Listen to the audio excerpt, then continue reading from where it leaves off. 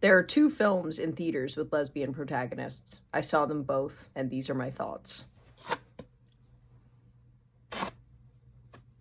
Damn.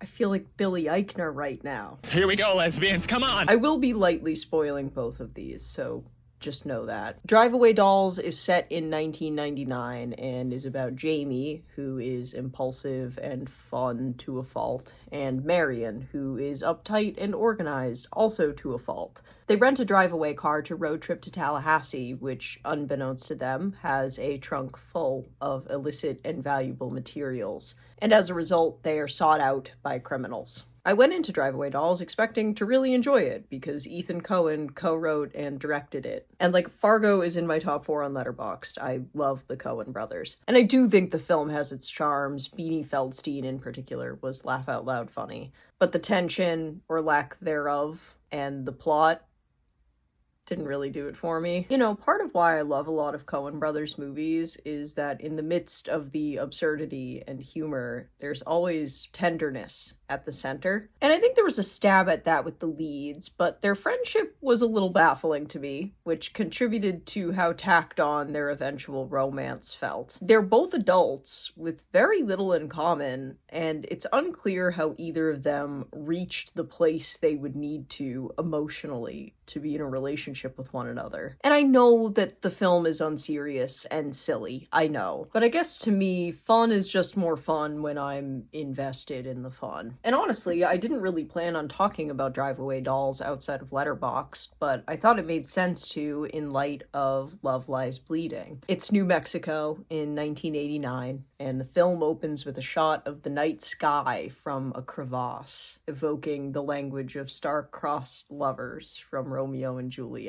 And it does feel like Romeo and Juliet, except if David Cronenberg adapted it.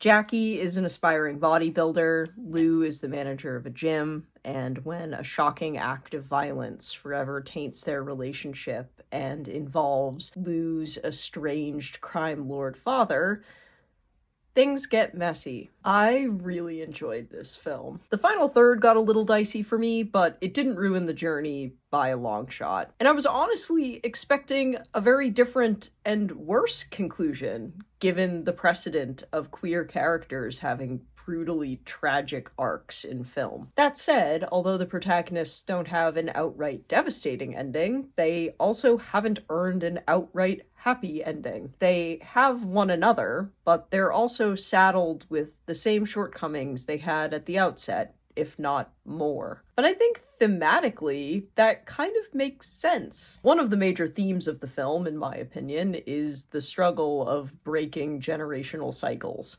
which is symbolized in Lou's persistent attempts to quit smoking cigarettes, but also in the ways that some of her dialogue and framing mirror that of her toxic father. So I think it makes sense where the characters are left at the end of the film. It's also worth noting that this film is carnal. I don't know any other word to describe it. You get these close-up shots of muscles with sweat and creaking sound effects as they move. And likewise, it feels like a rare instance in which sapphic desire is depicted carnally, rather than eye candy eroticism or yearning brushes of hands against hands. In fact, when I saw the movie, a man in the row in front of me uttered a "what the f*** at a moment of eroticism in the movie. I will note that there's a precedent in Hollywood of not representing queer women in film at all, but when they are depicted, Vicky K. Eakler notes that there's a tendency to align queer women with violence. She writes that the very fear of both violent women and lesbians appears to guarantee the recurrence of the psycho-femme lesbian as a reliable theater-filling device for aspiring filmmakers. And Love Lies Bleeding is certainly no exception. The leads are violent. However, neither of the women in the film are villains, and they're victimized, but they're not victims either. When you compare the leads of Love Lies Bleeding to ostensibly similar films, they're more fleshed out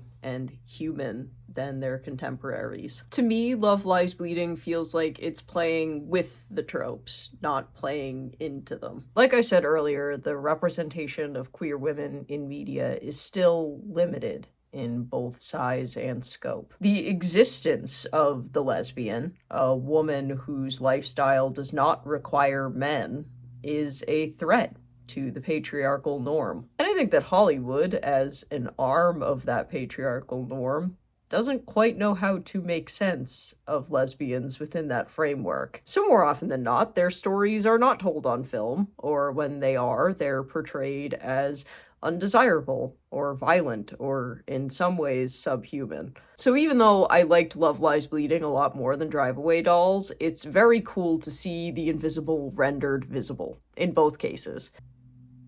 I think that's that.